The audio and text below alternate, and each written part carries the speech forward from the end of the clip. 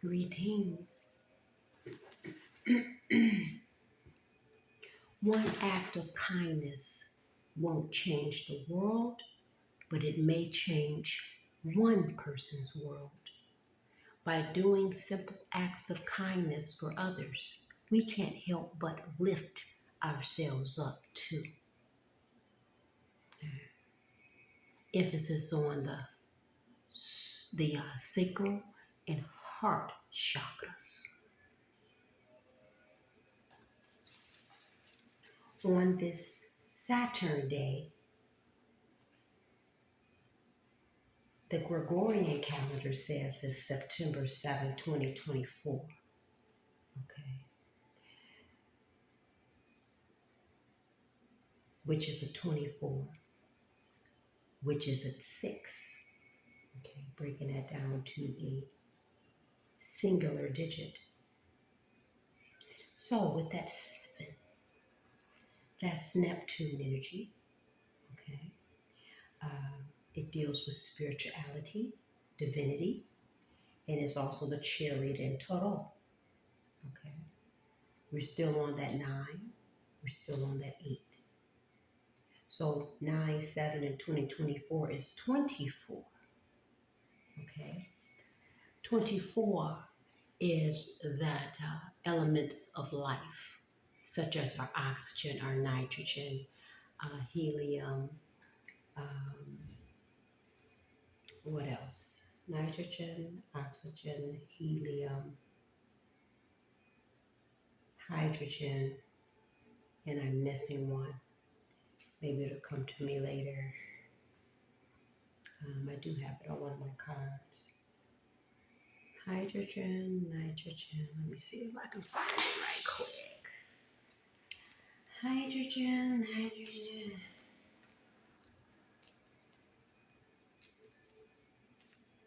Oxygen is 8.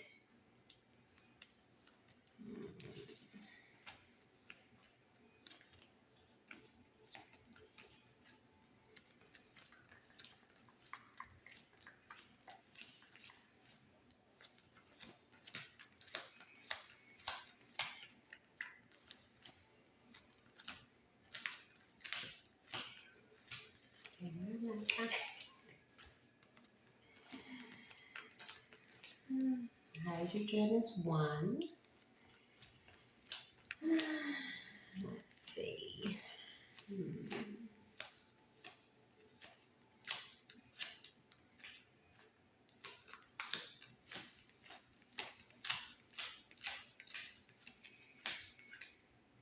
Carbon. How can I forget carbon? My goodness.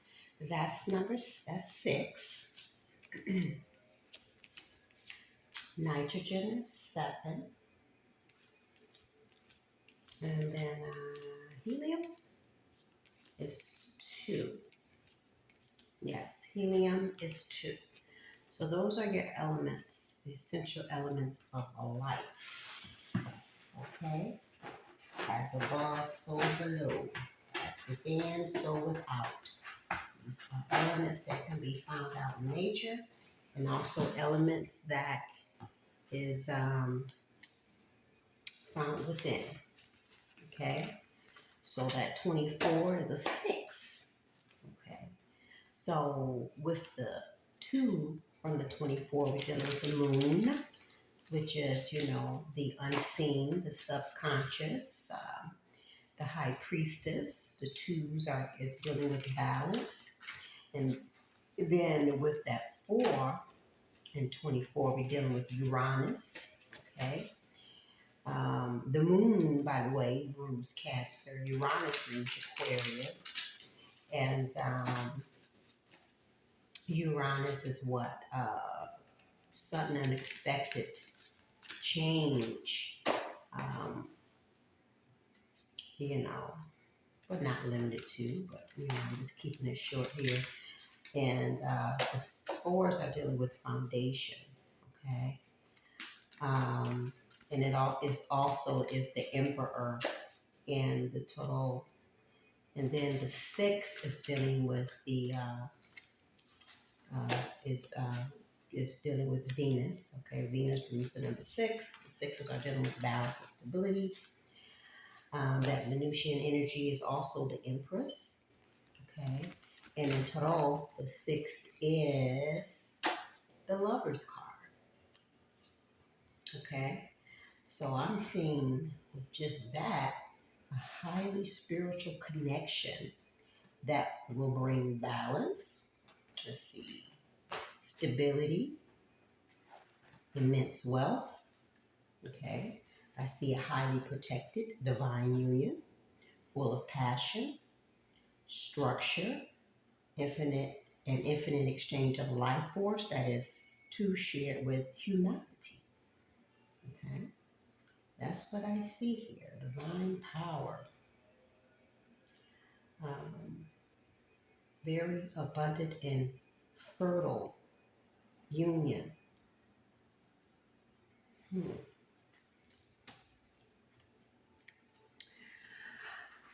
So, mhm, okay. So I want to talk about something. I may pull um, some cards, but I want to talk about something. I don't know if I'm going to share this recording on YouTube or not yet. Um, However, the channel that was created on YouTube was not created for monetary purposes or for clout or for status or for likes or for subscriptions, subscribers or whatever, or any of that. Okay. Um, so I've voiced plenty of times of some of the reasons why I even share some recordings that I do on there. However, um, just, with that being said, I kind of want to talk about just um, documents, drafting, certain kind of affidavits and documents, um, and how some of those can be used. I am a doula, um, um, you know, future midwife, um, with most definitely plans to open a birthing center. Okay. Um, so that's my divine purpose, okay, to work with women, to work with children, um, you know, families, okay. And by, my sun sign, which is in a lot of different placements in my natal chart, it deals with that, okay. The Cancerian energy is the most loving zodiac sign, okay. It deals with foundation and home and unity and family and all those things, protection, okay, ancestry, you see. And so that's why that in this lifetime and maybe in past lifetimes as well, that I've been attacked. My stability has always wanted to be attacked. Okay, my stability and what I stand for as a mother. Okay, and and now walking in my divinity, a divine mother. Okay, people wanted to take from me my stability, my family, what I stood for, my roots, which is dealing with my family, my foundation, my security, my stability. You see what I'm saying? So I am here to be a gatekeeper for those babies, okay, in the spiritual realm coming through the portal, okay, and that's what it is, okay, that's what it is, and I've accepted that assignment, okay, and with honors, with great honors, with great gratitude. Okay. And a lot of things had to be released, had to be rebirthed, had to be changed, you know. A lot of things had to be torn down. A lot of people had to be released and purged out of the way because they were part of the problem, you see. And in doing that, you know, I've been attacked in a spiritual realm and physical, okay? Um, Ridiculed, blasphemed. I mean, you name it. My life was threatened, okay? People have attempted to take my life, okay? Um, so this is real. This is serious, okay? I was set to be isolated and alone. But during those times of isolation, it allowed me to see a lot of things. A lot of things in me internally was awakened. Okay. And although I always pretty much was, I always spoke the truth. And, you know, and even as a child growing up, I was always, having to protect myself and defend myself. Even when I didn't really know that's what I was doing. You see, I always had that in me innately as a protector, you know, and it all started with me protecting myself when actually as a child, yeah, my mother and father were supposed to have done that for me. You see, as children, we look to our mother and our father to be our protectors, okay? But I didn't have that, okay, um, for several reasons, okay? Um, and so in that, you know, isolation, a lot of things came to me, and even after the isolation, you know, um, a lot of things have been shown to me. A lot of questions that I've had about my childhood have been revealed to me. Um, and, you know, as above, so below. So learning who was primarily my adversary, my opposition, was kind of, painful, you see.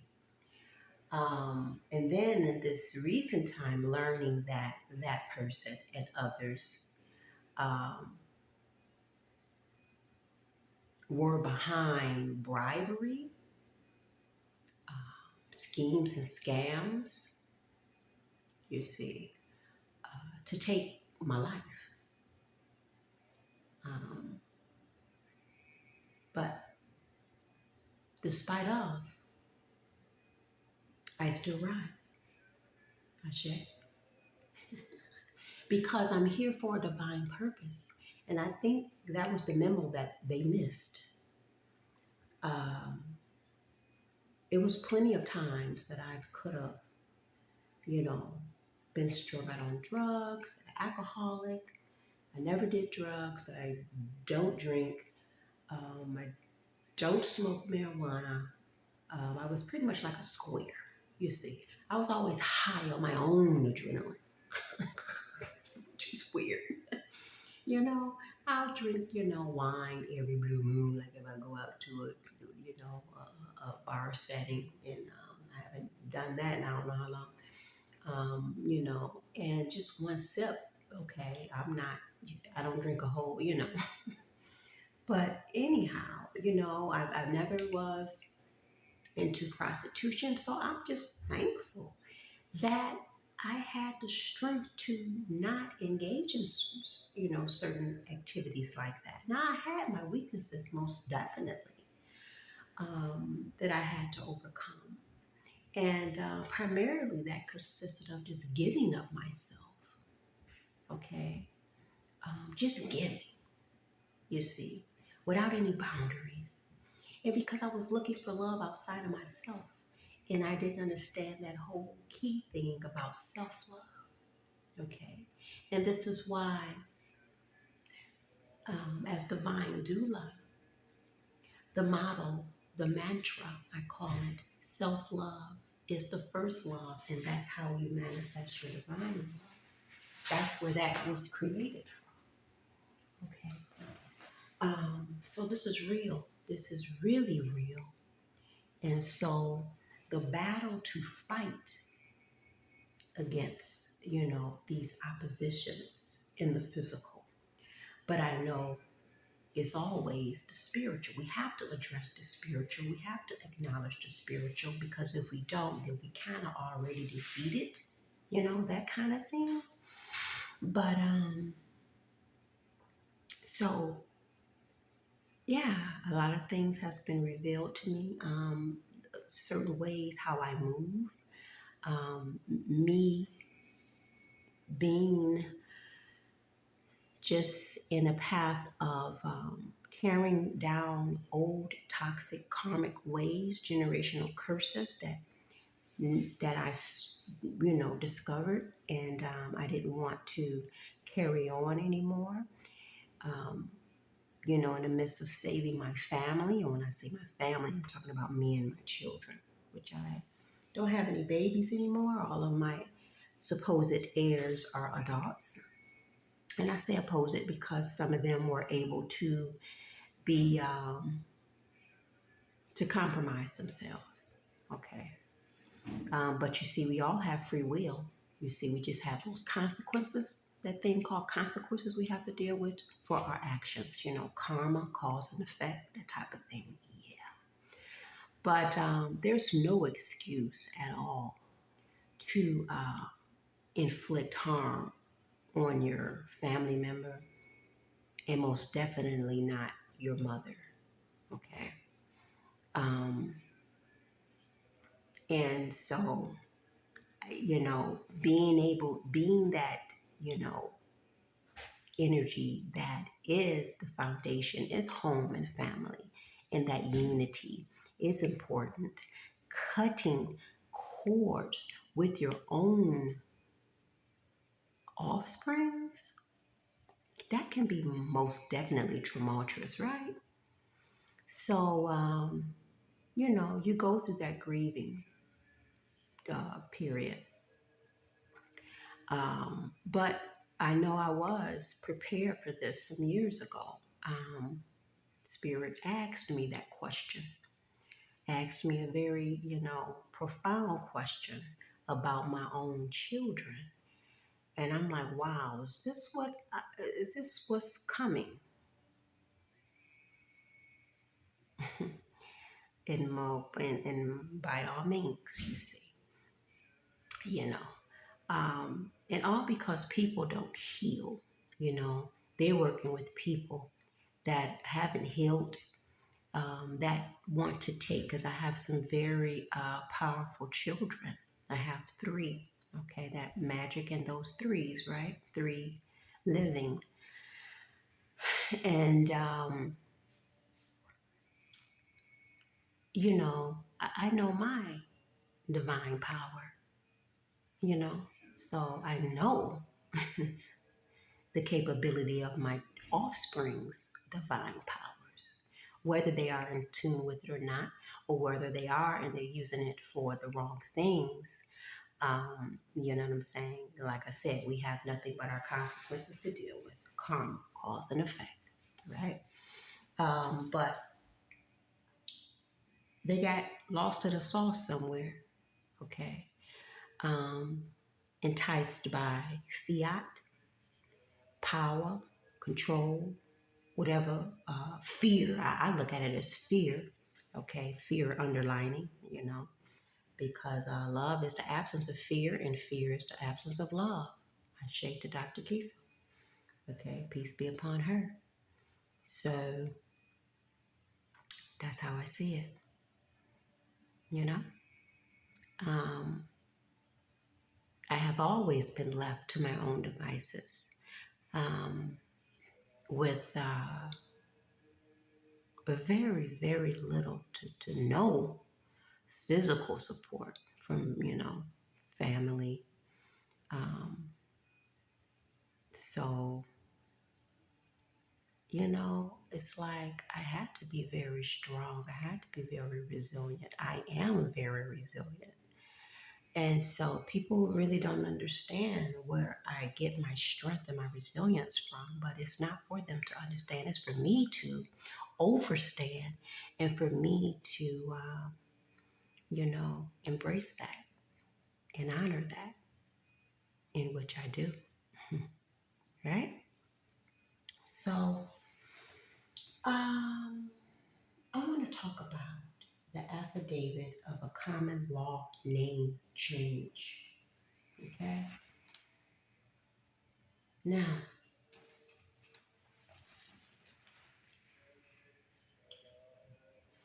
in Michigan, because that's where I currently am. Currently, okay. I'm not bound here at all. Okay, some people don't want to leave where they at, which is fine, if they have a divine purpose for that region, then most definitely do what most definitely you're divinely guided to do. Um, but so I'm just here for the time being. I'll just say I'm here currently. Okay.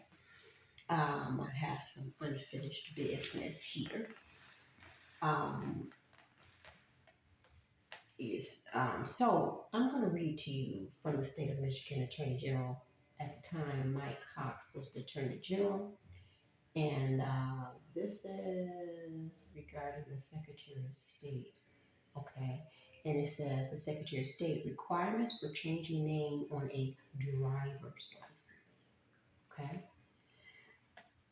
now the Michigan Secretary of State may, that word may now, you may want to look up may in the maybe the Black's Law Dictionary.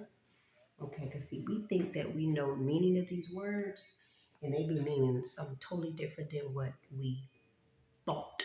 Okay, this legalese, type of thing. And then so it says the Michigan Secretary of State may, but is not required to accept an affidavit alone as sufficient legal proof to effectuate a common law name change on a person's driver's license. Opinion number 7142, October 17, 2003. It says, you have asked if the Michigan Secretary of State is required to accept an affidavit alone as sufficient legal proof to effectuate a common law name change on a person's driver's license. Well, they have a Michigan Vehicle Code, uh, which I'm not even going to read because you can look this up, provides for the examination and licensing. Now, I'm not adapting to this, I'm just sharing information, okay? Just to let that be very clear, okay? Um, So it provides for the examination and licensing of operators of motor vehicles. So you may want to educate yourself on what that word driver is compared to traveling and driving. Very, important to know the difference. Okay, the Secretary of State is the exclusive state agent for the administration of the Code's driver license provisions. The Secretary of State is a constitutional office created pursuant to Constitution 1963, Article 5, and it says something else, and serves as the head of the department. So the applications for driver's license are governed by, they have a section here, by Section 209 of the code. Okay, so it says, read that again, applications. So that means that the paper application for a driver's license are governed by, this is what they say. This is what the code says. The department shall examine and determine the genuineness, regularity, and legality of every application. Did you hear that? Genuineness, regularity, and legality of every application for registration of a vehicle, for a certificate of title, therefore, and for an operator's or chauffeur's license, and of any other application lawfully made to the department, and may in all cases make investigation as may be deemed necessary or require additional information, and shall reject any such application if not satisfied of those words again, genuineness, regularity, or legality thereof, or the truth of any statement contained therein, or for any other reason when authorized by law. Okay, they have emphasis added there. The department advises that under its current practice, when an applicant requests issuance of a driver's license in a new name at a branch office, the applicant must submit written verification of current usage of the new name. The applicant must present sufficient documentation to substantiate that the applicant has been publicly using the common law name for at least 6 months before application. Did you hear that? 6 months. So it's at least a 6 month usage, okay, before application that you have to have proof of publicly using the name, the new name that you want to use. Okay, 6 months. Now, keep that in mind.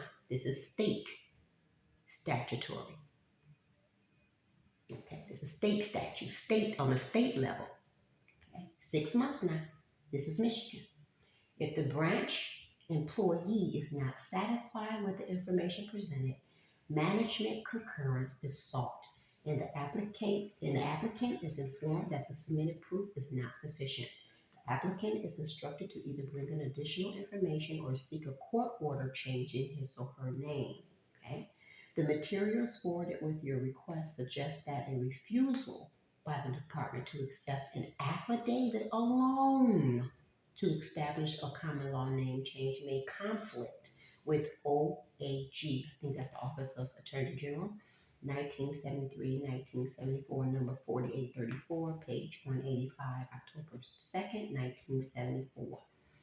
OAG number 4834 involved nurses who had assumed their husbands' names and wanted to use their maiden names on their nurses' licenses without resorting to judicial proceedings. The nursing board had a rule that, in parentheses, quote, a copy of the legal document authorizing the change of name shall be received in the board office before the name would be changed on the records. End of quote. Okay.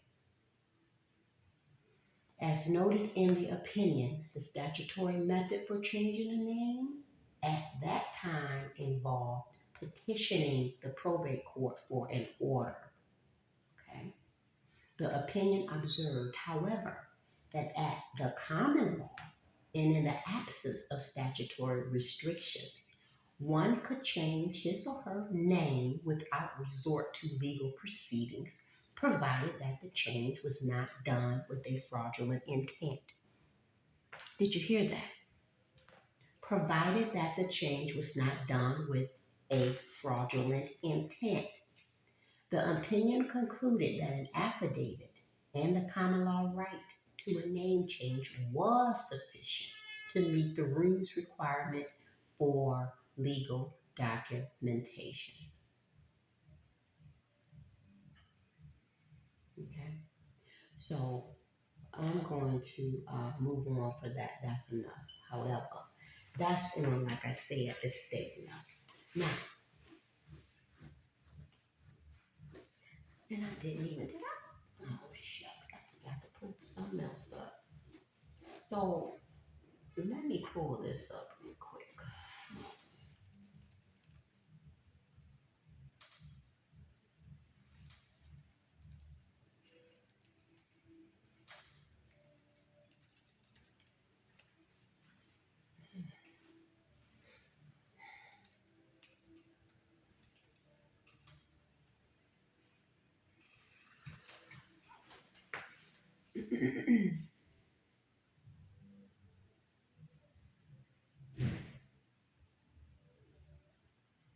So you may want to get some pencil and paper because I'm getting ready to give some case law some res judicata, judicati. If I'm saying that, I forgot how the A. I know the A is not an A in Latin, so that's a Latin word. Okay. Res judicata.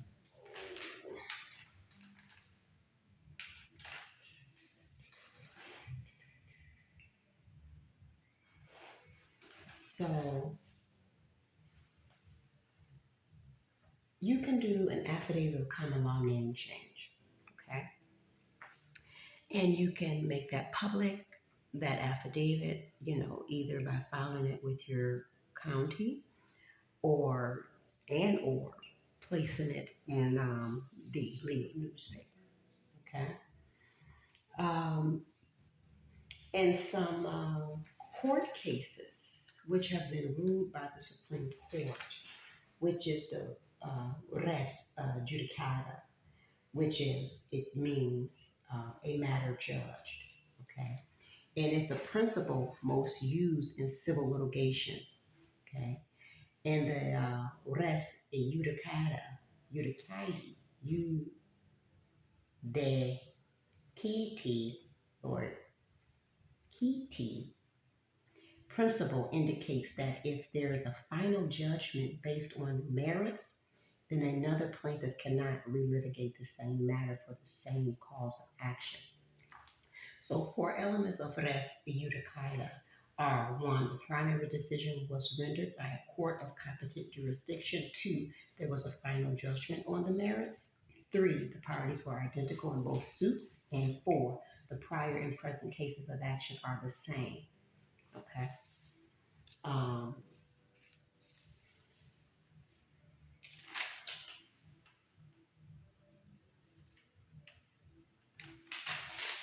so, Supreme Court case in regarding Mac Alta 189 F. 250 and M M.D. PA.1911. So this ruling states that even if a civil court is granted permission by statute to change a name by petition and decree, this does not change the common law rule that a man may lawfully change his name at will. Okay? That's the key word, at will. And will be bound by any contract into which he enters under his adopted or reputed name, and that he may sue and be sued in that name. So, under that Supreme Court case, that you can change your name under common law at will. It's another one, Manor Homes versus Sava, SAVA 73 miscellaneous 2D 660. Under the common law, which continues in effect despite the statutory provision providing a name change, providing for a change of name, Civil Rights Law, Article 6 in parentheses, one may use any name in absence of fraud. Okay, so that's the second thing. You want to put emphasis on you changing it at will, and emphasis on that you are not doing this, changing your name for fraudulent purposes. Those are the two important things. Then it's a third Supreme Court case, United States versus McKay, 2F.2D257. Under the common law, a man can change his name at will, provided it is not done with a fraudulent purpose. He may sue and be sued by such adopted name, and will be bound by any contracts into which he enters in his adopted name. This is true in the absence of a restrictive statute, and is not abrogated by the fact that a procedure is provided by statute for the change of one's name, you see. So those are some supreme, okay, court cases on the federal level, which, you know, is over the state statute, okay, that can be used to change a name and be used in even an affidavit, okay, of a common law, name change. This is something that you can draft up yourself. If you don't know how to draft up an affidavit, then you can have somebody that do it, or you can maybe find or see if there's an attorney that will do it or know how to do it. I don't know. Some of them may try to act crazy and act like they don't know, but whatever. But that is something that you can draft or have somebody that's competent in drafting documents drafted. Okay. So even with that, on the with the U.S. Department of State, that's another thing I wanted to go to. And specifically, when you say you're applying for a passport, okay, you can actually change your name during that application process, okay, and you do that by using their form DS60, DS60. It's called the affidavit regarding a change of name. Um, if you have customary usage, which is basically meaning they're saying you would have, used that name publicly and exclusively for 5+ years. Publicly and exclusively for 5+ years. Okay. If you have done that, you can change your name, when you apply for a passport, or change your name, on your passport by using that form. Okay. And that supports their, it's called the number 8, FAM43, personally identifiable information. Okay, name usage and name changes. They have a section in there that is, under the common law, changing your name to the common law. So with the introduction at 8 FAM 43.131, it says, introduction, that this subsection provides the department's policy on name usage and name changes for one, passport applications. And then it have other, um, reasons, but I'm not going to go through all that because, if one is interested, that's something that they can research themselves. And again, you can type in the Department of State common law name change and it'll come up. So it's number 8, FAM 403, personally identifiable information. Okay, 4.3.1 is name usage and name changes. Okay, so people don't know this. And this is actually on the, they tell you this, the U.S. Department of State. Okay, and also with that, if you don't have an ID, you can use DS71, affidavit of identifying witness. To identify yourself, you would have to have a witness. Is it just one witness or more? I think it may be just one witness you may have to have, or two, to witness to who you are. Okay, to be a witness to who you are. And with the affidavit regarding a name change, I think you have to have a lot of 3 or more documents, public documents, to support, your name change and the usage. And also you have to have several people, I think, also to vouch for that. But like I said, they have the specifics, on the application. So And another thing I want to touch base is about on the application for U.S. passport, and me being a doula, and going into birth the natural way, and seeing what recourses I can information I could share with my families. Um, this is something that I know that can be done, especially advocating natural birth and having home births or births in the birthing center, just out of the hospitals. Okay. Um, so we know how that had worked out, especially for people, the copper tone peoples. Okay. So the U.S. Department of State, they do have affidavit of birth, which is the DS-10, or you can draft your own to as a other form of proof of U.S. citizenship. Okay. The thing is, you have to have an older blood relative having knowledge of your birth. Okay.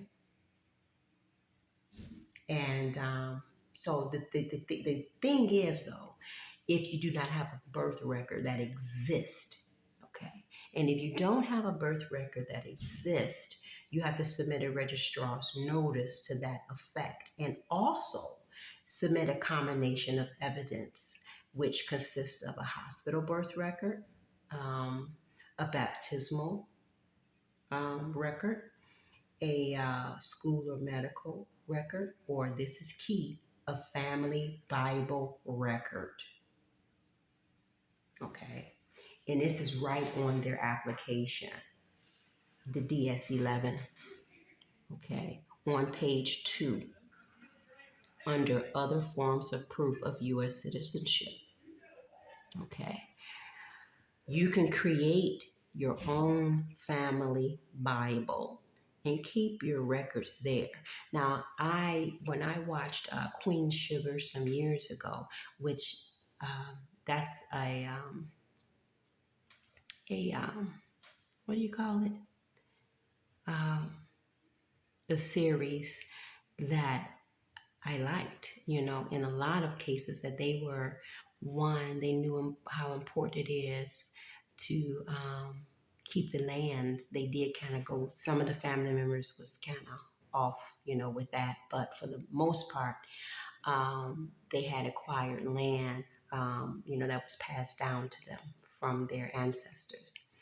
And anyway, when they got married and the birth, they actually talked about their family Bible, and and they had, um, family gathering where they would, kind of place that record in the family Bible.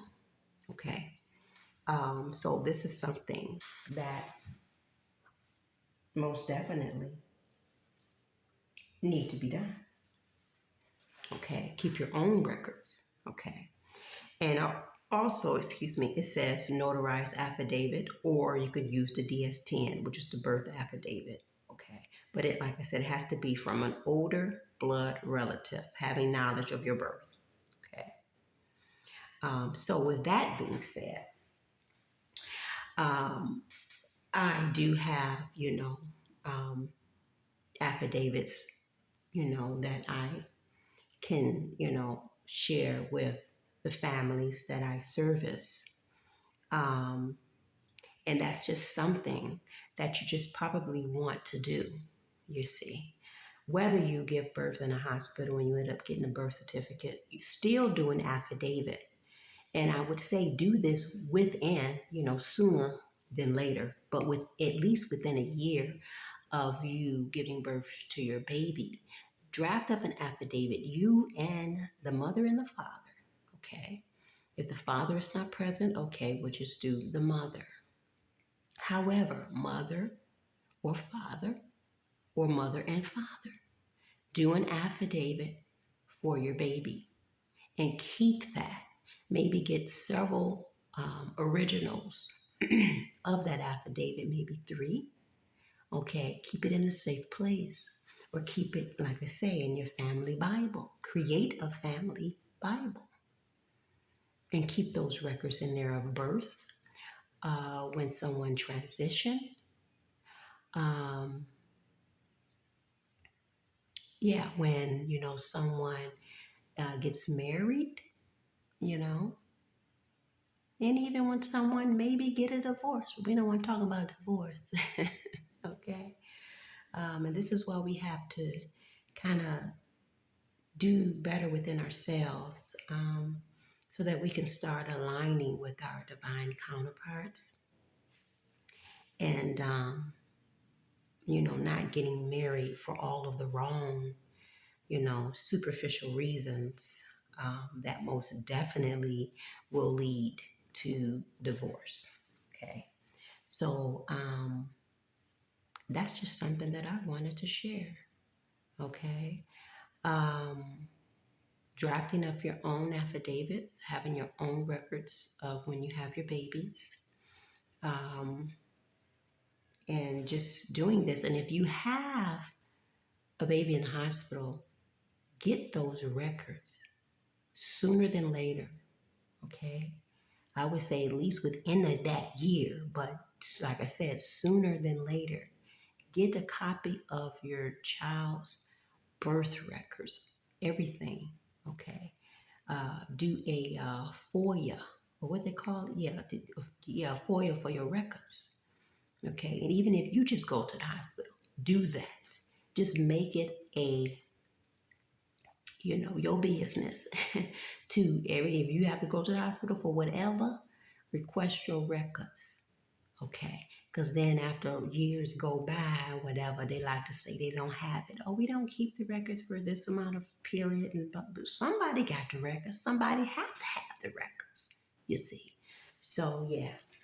However, we want to start getting into when it comes to having our babies, having our home births or a birthing center, and this is a big part of my mission here. Okay, um, and soon come, okay? Because it's going to happen. Yes, it's going to happen. So, yeah, so that's one thing. Creating your own family Bibles, keeping your own records in that family Bible, getting your own affidavits of birth, okay? Um, and things like that. But so those are some things that can help to let you know, because see, they won't tell you this information. You see, they don't have to. They do make it is out there. You see, they don't have to tell you where to go to get the information. If you know, you know. If you don't, then that's on you. Some people may, try to violate your rights. And you just better be ready to stand on your square, okay, to stand firm. And even if they violate you, hey, take their asses, sue them. Hmm? Yeah, for violating your rights. And then you use that, like for instance, with the common law name change, you can use those Supreme Court cases, um, you know, to support your claim, your quote cause of action. Right? Right. So, however, that's that. I think that was all I wanted to say about that.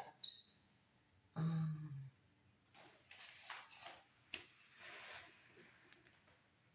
Because you see, I'm here to, I'm not the status quo type of um, feminine. Never have been. Never have been, you see.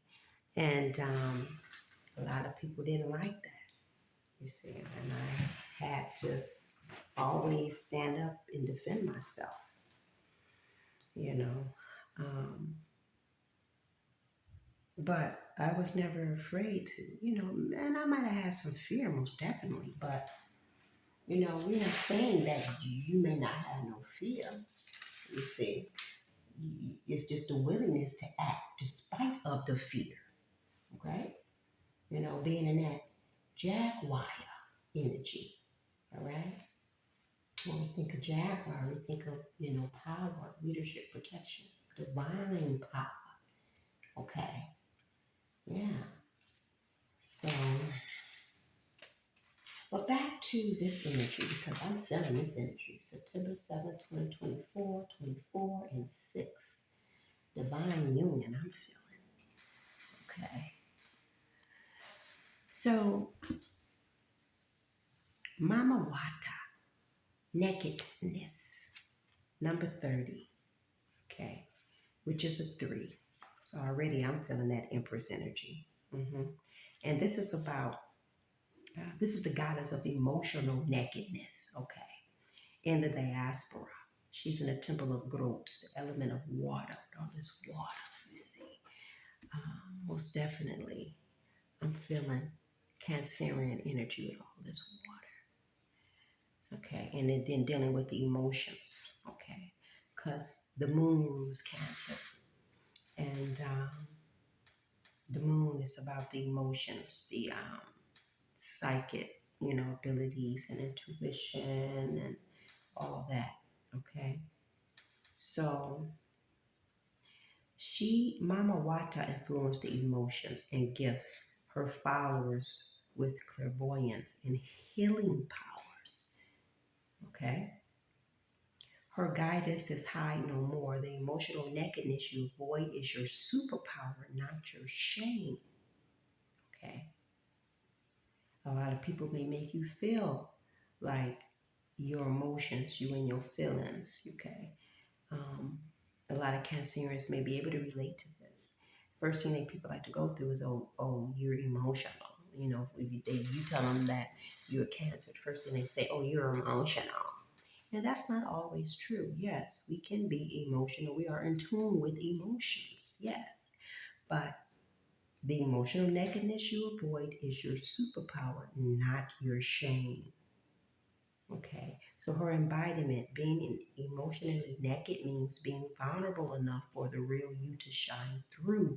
Vulnerability is a strength, it is not a weakness.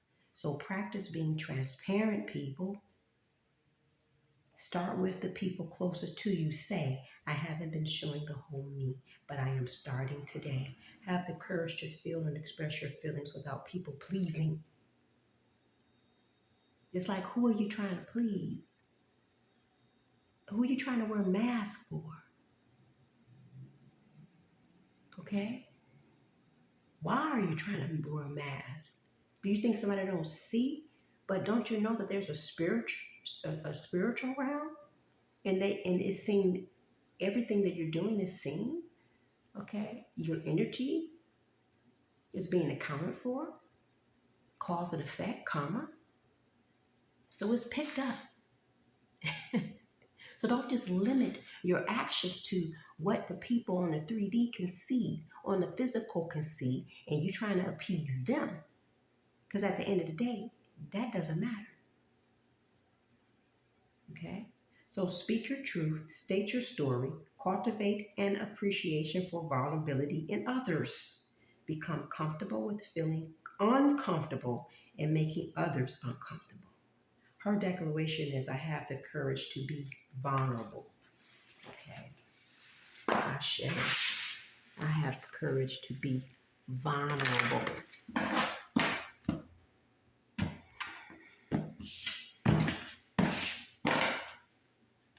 Speak up. Mama Kumba Bang. The throat chakra. 3-3. Master number. Master number 3-3 is the, what is master teacher, I think?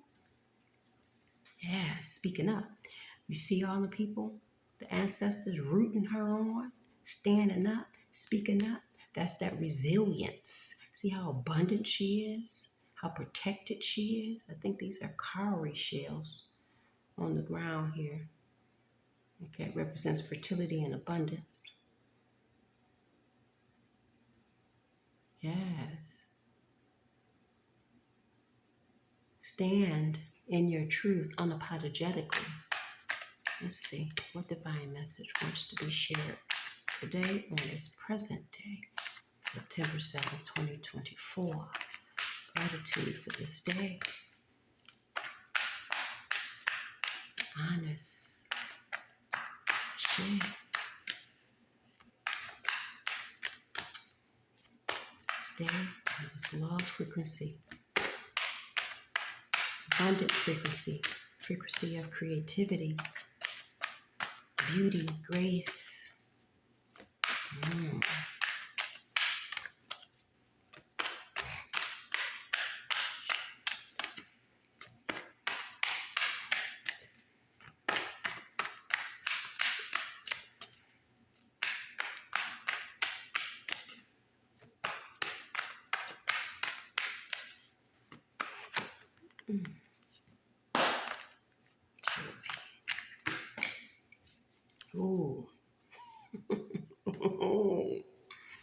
Ooh, look at that. First, we got on the bottom etheric chords. So this is cutting the cords of what's no longer needed, who's no longer needed. Okay? Whoever is keeping you stuck and stagnant, cut them. They gotta go. Okay? 27 is a 9 endings. All right? Your Zerla Dantor is she's a protector of mother and children. I think she was in the revolution, the Haitian Revolutionary War. Look at these beautiful, beautiful beings. Look at them babies. Beautiful. With that gold light of protection around their crown. You see, this is where we have to get back to that nobility, that royalty. And when we birth in these star seeds, okay? Mm, mm, mm.